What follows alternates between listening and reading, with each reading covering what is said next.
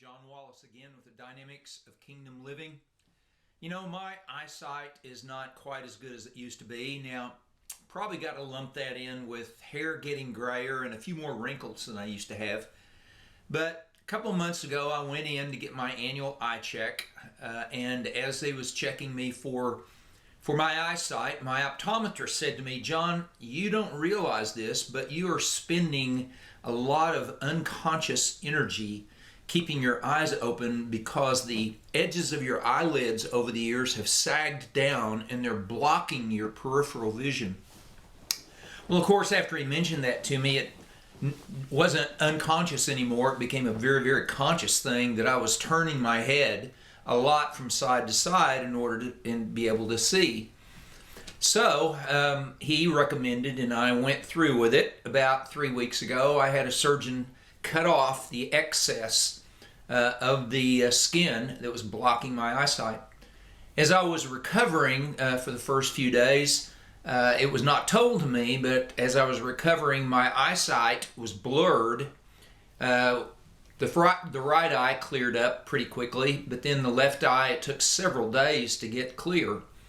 As I was sitting contemplating all of this, the Lord began to speak and give me a spiritual lesson that I think might be helpful for you.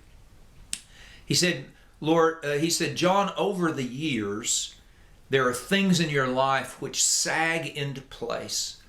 They're just familiar and they sag into place and they literally block your spiritual eyesight."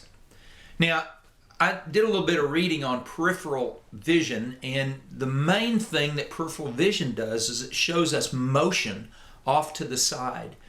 And God told me, He said, you're missing a lot of the movement of my spirit because of these things that have sagged into your life.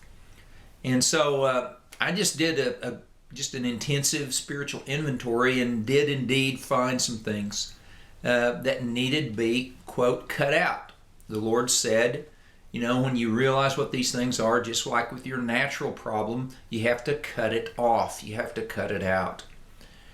Of course, now I can see out here on the side, I can see this movement. And so prayerfully, now I'm able to see more of what God is doing, even off to the edges, the movement of God. He also showed me that thing about the blurred vision is that as He is refocusing me on spiritual things, sometimes it's a little bit of a process until my spiritual eyesight comes into focus. You know, Jesus said, "I only do what I see the Father doing." And Paul said in 2 Corinthians 4 at the very end in verse 18, he said, "We," meaning those of us who follow Jesus, we don't look at the things that are seen, but we look at the things that are unseen. Because the things that are seen are temporal, they're passing away. But the things that are unseen are eternal. So that's how important spiritual eyesight is. So you may want to do that same kind of spiritual inventory. I hope that you don't have to get your eyelids cut on to find that out. But just do an inventory before God and say, "Lord, is there anything that's kind of sagged into my life over the last years that's really blocking my vision from seeing everything that you desire for me to see?" It's part of His kingdom. Thanks.